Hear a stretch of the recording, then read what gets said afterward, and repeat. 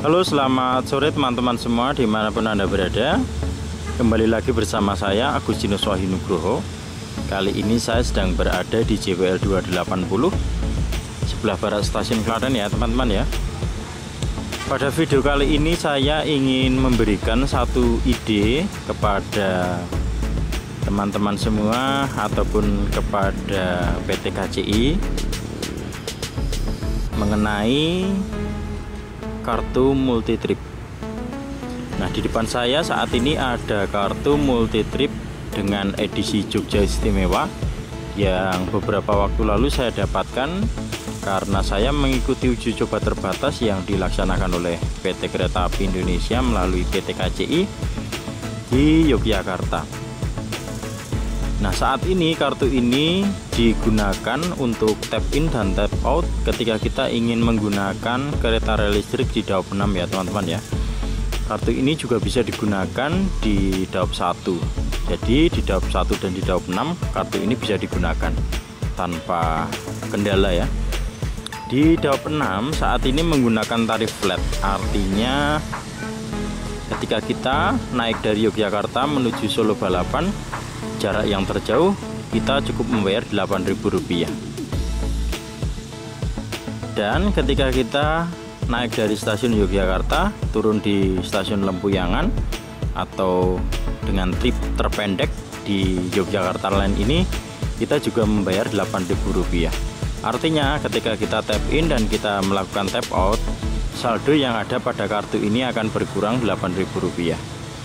Nah, ide yang ingin saya berikan untuk PT KCI, mengingat pengalaman saya di Jepang dulu, saya pada akhir pekan sering menggunakan kartu yang namanya ODKK Pass, yaitu kartu yang didesain khusus hanya pada hari akhir pekan saja, yaitu Sabtu dan Minggu ketika banyak orang yang melakukan perjalanan ya. Tentu saja perjalanan itu untuk bermain atau sekedar mencari hiburan gitu ya. Nah, kartu ODKK Pass tersebut berbeda dengan jenis pelayanan pada kartu multi trip ini. Jadi kartu multi trip ini bisa digunakan untuk all day di akhir pekan maupun di weekday ya. Jika ODKK Pass tersebut hanya berlaku pada Sabtu dan Minggu saja, dimana ketika orang ada kemungkinan untuk bermain, ada orang kemungkinan untuk melakukan perjalanan lebih dari 10 kali katakanlah dalam satu hari. Nah, kartu tersebut digunakan supaya orang atau pelanggan kereta yang ada di sana, JRIs ya, yang melakukan perjalanan lebih dari 10 kali katakanlah dalam sehari, itu tidak begitu terbebani. Nah, cara kerjanya dari ODKK Pass tersebut, kita cukup membayar 2.560 yen dalam mata uang Jepang ya. Dalam satu kali mendapatkan tiket tersebut itu berlaku selama 24 jam. 24 jam ketika kita melakukan pembelian tersebut. Jadi kartu tersebut bisa kita gunakan untuk naik turun. Banyak perjalanan dapat kita lakukan dari satu kartu ODKK Pass tersebut ya. Jadi ketika kita akan melakukan perjalanan dalam satu hari lebih dari 10 kali atau 20 kali sekalipun, kita hanya cukup membayar 2.560 yen saja. Dan tipe-tipe perjalanan seperti ini kan digunakan oleh pelancong atau seseorang yang memang melakukan perjalanan dalam jarak dekat dalam waktu tempo yang singkat gitu ya, entah untuk main, entah untuk mencari hiburan dan lain sebagainya. Nah, dengan adanya kartu ODKK Pass tersebut tentunya banyak pelanggan yang diuntungkan ya, karena tidak terlalu terbebani dengan biaya yang banyak. Nah, dengan kartu ODKK Pass yang saya beli seharga 2.560 yen, saya bisa melaksanakan perjalanan berkali-kali selama saya masih berada di kereta rel listrik yang ada di Jepang dan operatornya JRIs. Jadi saya bisa masuk, bisa keluar, bisa tap in, tap out berkali-kali asal kereta yang saya naiki merupakan kereta dengan operator yang sama, yaitu JRIS.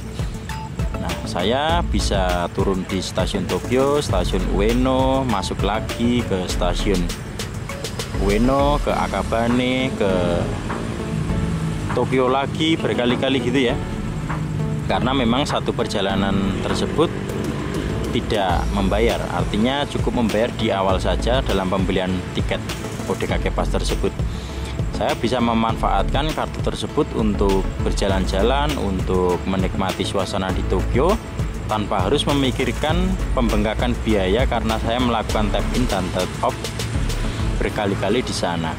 Itulah keunggulan dari ODKK Pass ya.